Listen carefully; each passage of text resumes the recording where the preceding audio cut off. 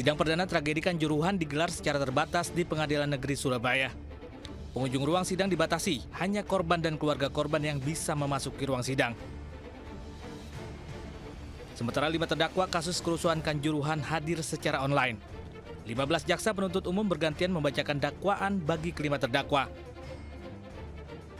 Kelima terdakwa yakni Setio Pranoto, ex-Kabak Ops Polres Malang, Bambang Sidik Ahmadi, ex-Kasat Samapta Polres Malang, Hasdarmawan, ex-Dangki 3 Brimob Polda Jatim, Suko Sutrisno, Security Officer Arema FC dan Abdul Haris, Panpel Arema FC. Mereka didakwa dengan pasal 359 KUHP, yang adalah pasal kelalaian menyebabkan orang lain meninggal dunia.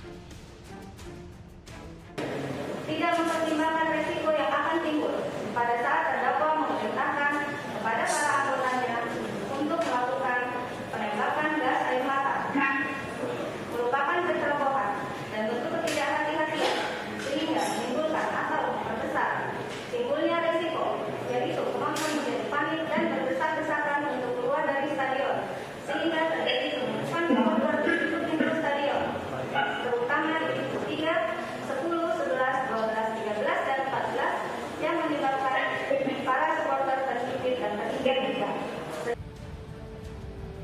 Sidang hari ini dijaga oleh 150 polisi di PN Surabaya.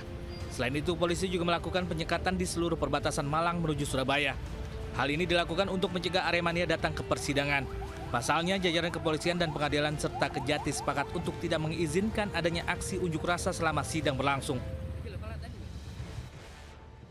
Tragedi berdarah di Stadion Kanjuruhan terjadi 1 Oktober 2022, usai laga panas Arema Persebaya. Tragedi Kanjuruhan memakan korban 135 orang meninggal dunia. Jumlah itu menjadikan insiden di Stadion Kanjuruhan sebagai yang terbesar kedua di dunia sepanjang sejarah sepak bola. Tim Liputan iNews melaporkan. Ya, hari ini sidang perdana tragedi Kanjuruhan 100 hari lebih berselang, namun penyintas masih belum sembuh dari luka dan berobat dengan biaya pribadi. Korban berharap ada keadilan dalam sidang perdana yang digelar di PN Surabaya. 100 hari lebih pasca tragedi sepak bola di Stadion Kanjuruhan, masih banyak korban yang belum sembuh. Satu di antaranya adalah Bagas Satria, pria 20 tahun korban patah tulang yang hingga kini masih belum sembuh. Bagas masih berjuang melakukan terapi. Kedua kakinya mengalami patah tulang dan kaki kirinya masih mati rasa.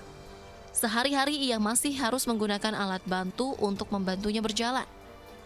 Tragedi Kanjuruhan juga membuat ia kehilangan pekerjaan sebagai karyawan di sebuah warung makan karena aktivitasnya terhambat. Sementara biaya pengobatan harus dibayarnya secara pribadi karena tak lagi mendapatkan bantuan.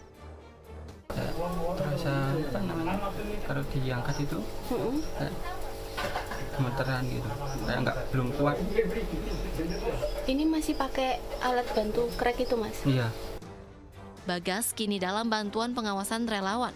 Menurut relawan, sebenarnya masih banyak korban Kanjuruhan yang belum sembuh, baik psikis maupun fisik. Kita masih mendampingi beberapa korban penyintas Kanjuruhan karena mereka masih butuh penanganan medis juga. Jadi kita continue atau berkomunikasi lewat penyintas ini, apa yang dikeluhkan, apa yang mau kita bantu, itu yang sering kita lakukan.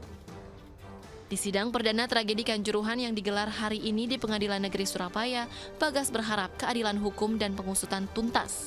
Ia meminta pelaku dihukum maksimal meski ada krisis kepercayaan pada penegakan hukum yang dianggap lamban dan tidak adil.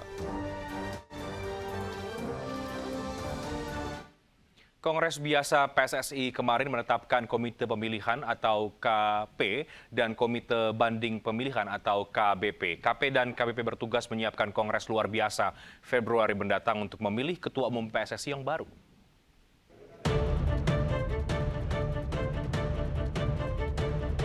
Dalam Kongres Biasa PSSI yang digelar di Hotel Sultan Jakarta kemarin, menetapkan 7 anggota Komite Pemilihan atau KP dan 4 anggota Komite Banding Pemilihan atau KBP. KP dan KBP bertanggung jawab mengurus pemilihan Ketua Umum, Wakil Ketua Umum, serta anggota Komite Eksekutif PSSI periode 2023-2027. KP diisi oleh Amir Burhanuddin, Sudar Maji, Ismu Duruhito, M. Amirisa Melatu Konsina, Aulia Arif, Pasca Sembiring, dan Aditya Yando. Sementara anggota KBP adalah Gusti Randa, Aven Hinilo, Diego Saputra, dan Joko Tetuko.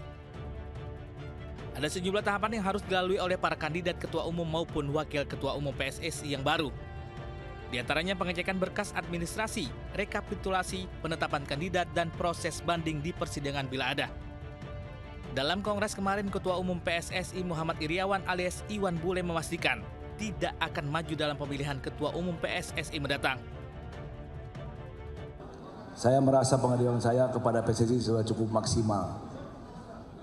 Tenaga, waktu, bahkan pikiran serta materi saya dedikasikan untuk sepak bola Indonesia. Akhirnya saya memutuskan bahwa saya tidak akan maju lagi dalam pencalonan sebagai Ketua Umum PSSI KLB mendatang. Tapi saya tetap akan mengawal sisa tugas saya sampai dengan KLB untuk proses KLB dapat terlaksana dengan kondisi aman, nyaman, dan lancar. Terima kasih teman-teman media atas dedikasi dan dukungan kepada saya selama saya menjadi Ketua Umum PSSI, dan jangan lelah terus untuk memajukan sepak bola Indonesia yang kita cintai dan kita banggakan. Terima kasih. Hingga kini sejumlah nama besar sudah mendaftar sebagai Ketua Umum dan Wakil Ketua Umum PSSI. Di antaranya adalah Menteri BUMN Erick Thohir yang menyerahkan berkas pencalonan sebagai Ketua Umum PSSI kemarin. Sebelumnya pada Jumat 13 Januari 2023, Ketua DPD RI Lanyala Mataliti juga mendaftarkan diri sebagai calon Ketua Umum PSSI. Sementara hari ini anggota DPR RI Andre Rosiade mendaftar sebagai calon Wakil Ketua Umum PSSI. Bursa calon Wakil Ketua Umum PSSI juga diramaikan oleh mantan Sekjen PSSI, Ratu Tisa, yang juga mendaftarkan diri kemarin. Tim Liputan iNews melaporkan. Kasus satu keluarga diduga keracunan hingga meninggal dunia di Bekasi masih menjadi misteri. Informasinya sesaat lagi.